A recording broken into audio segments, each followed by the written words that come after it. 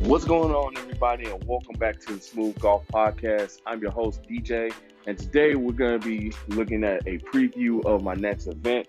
Basically, it's going to be like what I'm looking at to do for this event, especially because with this being at a course I played at last year for one of my first tournaments, I did kind of make some mistakes that last time, and I'm trying to basically not have those mistakes happen again, especially because now this is a different year, different DJ, also different mindset. So gonna be looking over what I'm doing for this tournament to kind of prepare, especially some changes, whether to equipment or just a little bit of a swing change that I've been working on. And just kind of going at it from a different perspective to try to see if I can maybe win this tournament. I know this one is going to be a little bit more difficult because there are some format changes to this one, but it's not a huge format change. So stay tuned and we'll get into it.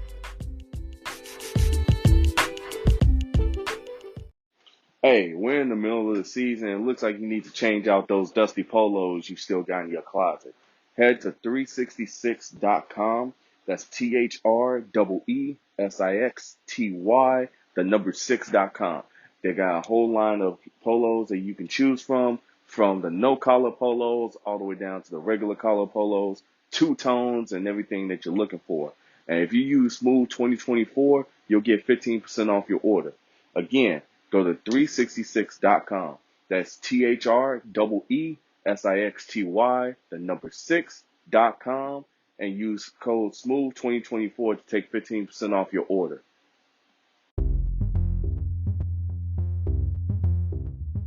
All right, so my next event is actually the Weekly Challenge Open at Foxford Hills over in Cary, Illinois. And so here's a little bit of a difference between the regular events that I've been playing and also this event.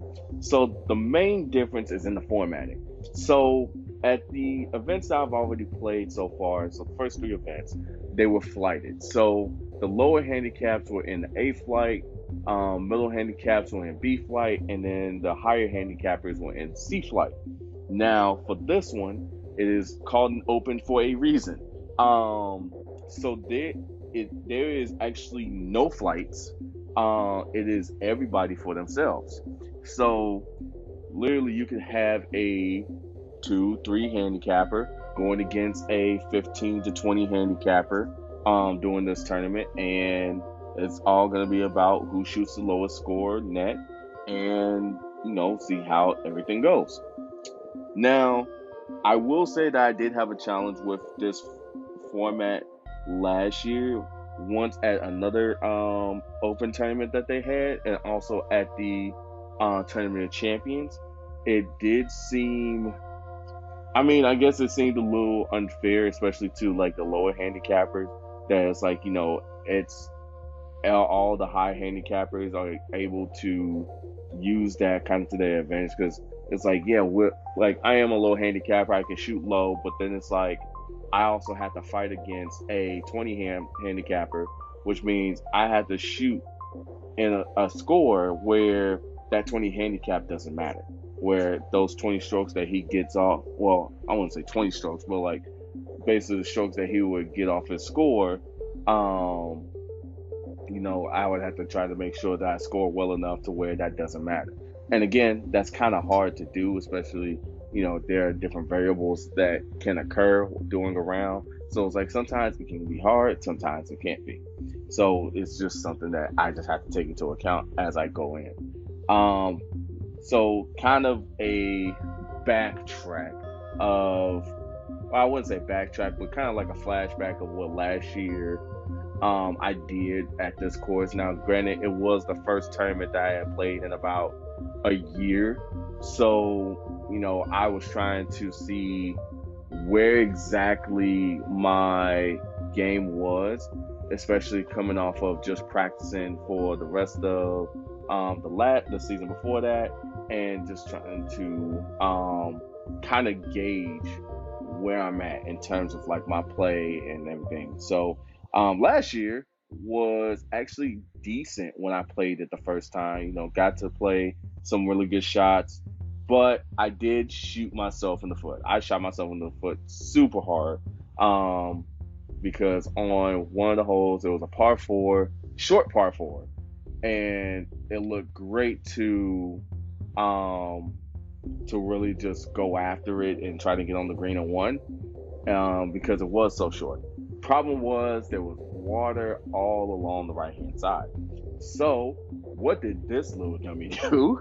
I decided to take driver and see if I could drive the green, which was a bad idea because I then proceeded to dump not only one golf ball, but two golf balls into the water.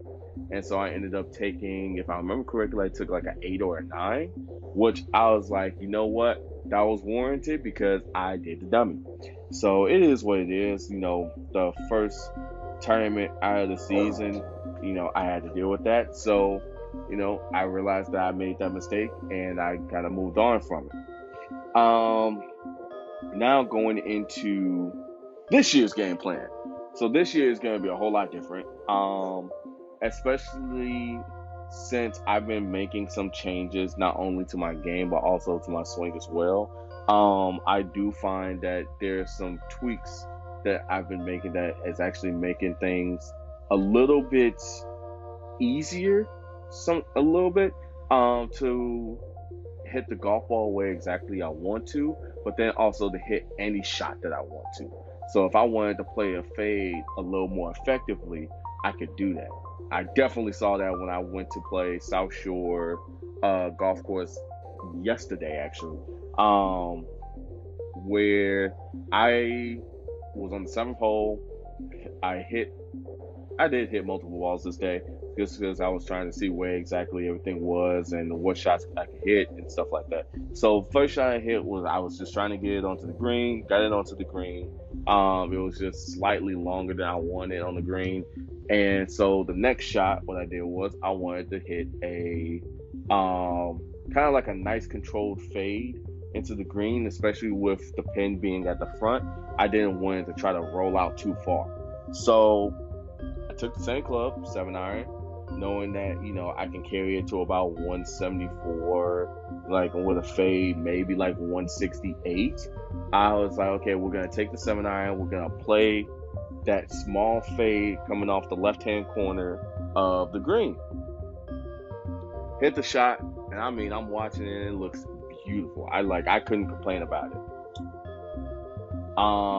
At some point, I did lose sight of it on the green, but then when I finally got up to the green, that's when I saw how close and how effective um, I was able to hit that fade.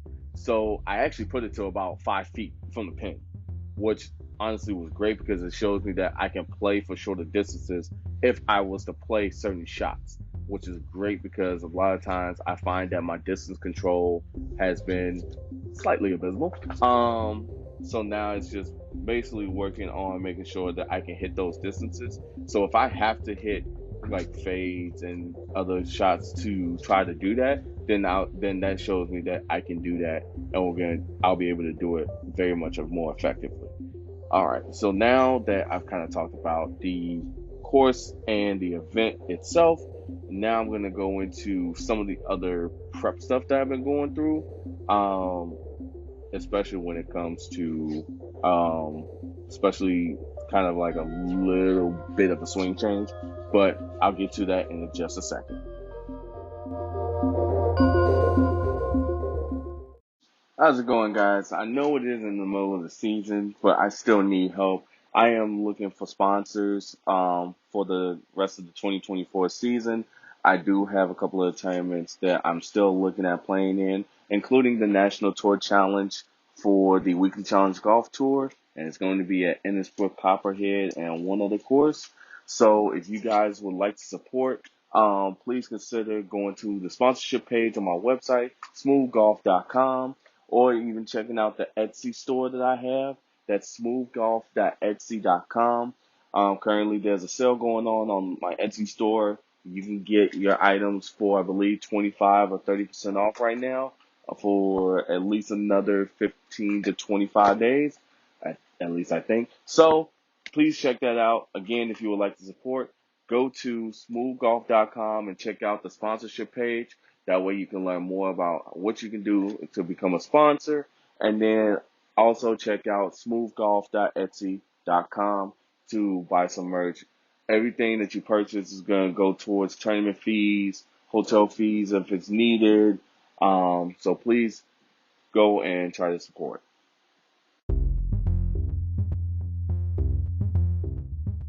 All right, guys, and welcome back. So now I'm going to go into some of the prep work that I've been doing, which comes to a couple different categories. One, equipment, and two, swing. Um, and just overall, actually technically three, because I'm also working on my fitness too. Well, reworking my fitness. So first, we're gonna go about the equipment. So first off, I did make a slight driver shaft change. Also been changing the lofts on both the driver and my 3-wood. So the driver is now to 9 degrees of loft, and the shaft currently in it is the Project X Even Flow Black, which from what I've seen is a very solid and very stable shaft, which is something that I probably needed. The Even Flow Riptide is a good shaft. I think for some reason with the change in swing that I've been making, it's just for some reason it may be just slightly softer than what I need. Um, so getting that Even Flow Riptide Black has, or not Even Flow Riptide Black, but Even Flow Black, definitely helped. As when I tried it out yesterday, that thing could literally hit missiles. So I could not complain about that at all. Again, been working on this lofts as well, trying different stuff. So like I said, the driver is at 9 degrees.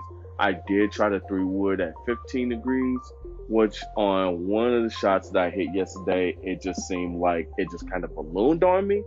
But I still got the distance that I was looking for out of it. I think it's just going to take me a little bit of time to get used to that slightly higher trajectory. But I will say that it would be great to have, especially if I want the ball to kind of stop sooner. Now, now kind of going into the swing. So that would be my dog. Oreo, be quiet. So now with the swing, it's a small tweak here and there, and not really a small tweak here and there, but it's like one quick tweak. So I didn't get to go to a lesson. There was like one of the people that I've had in my 5-iron golf. Well, I wouldn't say it's my 5-iron golf, but like a customer that I had in 5-iron golf. They showed me something about my swing that I knew that I was working with it for so long, and it was about, I guess in a way, it was about time that it kind of changed. So what I have been doing mostly in my swing for a while now is that my arms and hands kind of directed how everything went to the swing, and including kind of like how I would get through the ball. And so a lot of times what happened is that my hands would be so far behind me, and then it's like I would have to wait on my hands and everything to come back down and through for me to hit the golf shot that I wanted. So what he suggested was actually trying to get it to where I use more body rotation, which is something that I've heard of before. Like a lot of coaches have been wanting like golfers to now use a little bit more body rotation. But I will say the problem with me using that body rotation is that I got a lot of body. I am 250. Actually, I was weighted twice this morning today, so I'm 254 at home, 258 in the gym. So it's like, well, I think that's also a close. But you know, it's still like I'm 250 pounds of muscle and fat and all that. So it's like I got a lot of stuff that I have to try to get to rotate. But what I did find when I started trying it is, one, I did find that I can stay a little bit more connected, especially in the backswing, because I'm actually creating It's kind of like an invisible line from the club head into my chest. And what I'm trying to do is I'm trying to get both those things to kind of start turning at the same time, which then helps with trying to get the club to actually, because I had definitely have a thing where my club ends up going over parallel. Well, what I'm trying to do is trying to get it a little bit more parallel, maybe just less parallel than what it used to be. Um, so that way it's easier to make a complete golf swing. And I've been working with it for the past week and a half. Um, because I did find that there was some definite distance gains. Um, because I just felt like I was striking the ball a whole lot cleaner. Um, I hit like the first day that I tried it, hit a few shots. Especially was checking out 3 iron just to see, okay, how far could I hit a 3 iron on a TrackMan, right? So I hit it. It carried out almost to 220 and finished at 235, which, if we're looking at that, technically before this year would have been about the same distance as my 2 iron. And now the 2 iron actually is going 250 yards instead of the 240 that I usually have, but I think max is at like 260. So everything is cleaner, especially with ball strikes and everything. I will say that there are some struggles with it though, especially when it comes to like the short game. It's a little harder to try to get that to sync up because for some reason I just don't have the best control of the low point of the swing with the swing change. So it's like I'm still kind of working with it. I actually did some work with it early, like I won't say earlier today, but like later in the evening. So I did try to go ahead and kind of work that in, try to be able to hit pitch shots from practically anywhere to um, simulate kind of what I would need to do if I was in that situation again. Um, and again, fitness has been a huge thing for me. So I reiterate this all the time. I am doing intermittent fasting. I am working out at least 2 to 4 times a week to, kind of gain a little bit of muscle and flexibility, but also to kind of get into the habit of eating a little bit healthier. Um, because the worse of the foods that I eat, then the more weight that I gain. So currently, like I said, I'm at 254 or 258, depending on what scale you use. Um, but I feel like I can still go further, and it's gonna be more beneficial for me to do that because it takes a lot of pressure off of the main portion of the body that I need, and that is mostly legs. So that's just going to be some of the prep work that I'm going to be doing over the course of the next few days, just so that way I can be prepared for what's going to be coming on Sunday.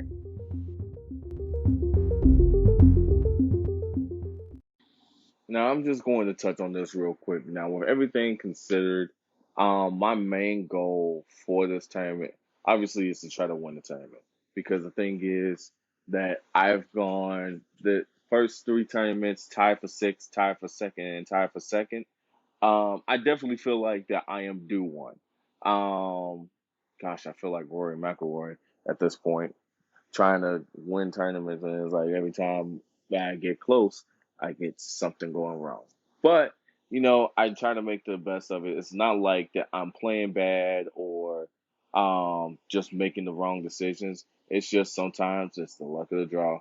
Like you're not gonna get everything that you want on the golf course. Golf gods are gonna say, "Hey, one day we like you and one day we don't." So it is what it is.